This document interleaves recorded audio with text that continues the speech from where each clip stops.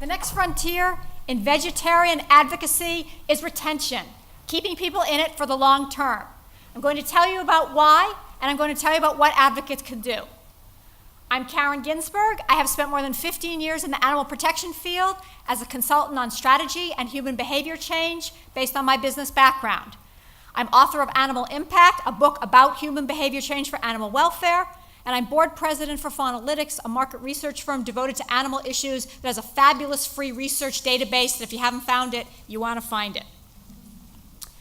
It's an exciting time to be veg in the US. New products, celebrities, new restaurants.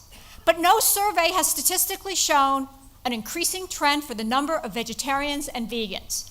Now, some of that is methodology, some of it is sample size, but as you can see on the chart on the right, in a survey of over 11,000 US adults in the US, 2% were current vegetarians or vegans, and 10% were former or lapsed. How many of you know someone who was vegetarian or vegan in the past and is not now? Okay. So this is a problem because think of what it would be like culturally if instead of 2 to 5% vegetarians and vegans in the US, we had 8%, 10%, more than 10%. We'd be saving millions of animals and creating a cultural change. In the UK, they've shown some recent data that's more encouraging about the number of vegans, but I've seen this lapsed issue as well in some data for the UK.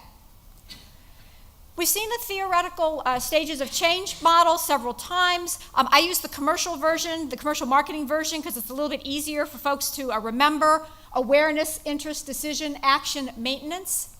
And we've had some good progress in the last few years with vegetarian groups, not just focusing on why, which tend to be the positives that get people interested, but giving more people the how that helps them overcome the barriers or negatives that they tend to perceive as they're getting closer to taking action. My point is that we now have to, however, though, also get on what now. Used to be someone would go veg, we go yippee, job's done, success, but our job is just started. So what are the problems with people lapsing on vegetarianism and veganism? Far and away, in the qualitative research with over 1,000 people in the same survey, the leading reasons were food and health.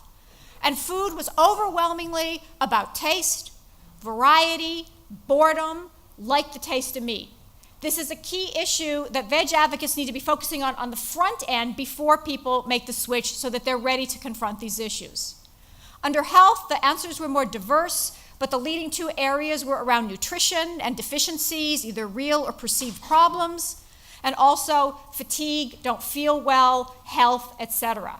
So in planning all kinds of advocacy campaigns, this is a new area that people are starting to focus on to solve the problems up front. Another issue that's very interesting is the concept of identity. And this chart, I'm not going to go through a lot of detail, but it basically shows current vegetarians at the time of the research at the horizontal and the ex-vegetarians on the vertical. And in general, there was a fairly consistent relationship between how they agreed or disagreed with some attitudinal statements. But the real outlier was the one circled around identity. The current vegetarian and vegans very much saw plant-based eating as part of their identity, and the former people did not.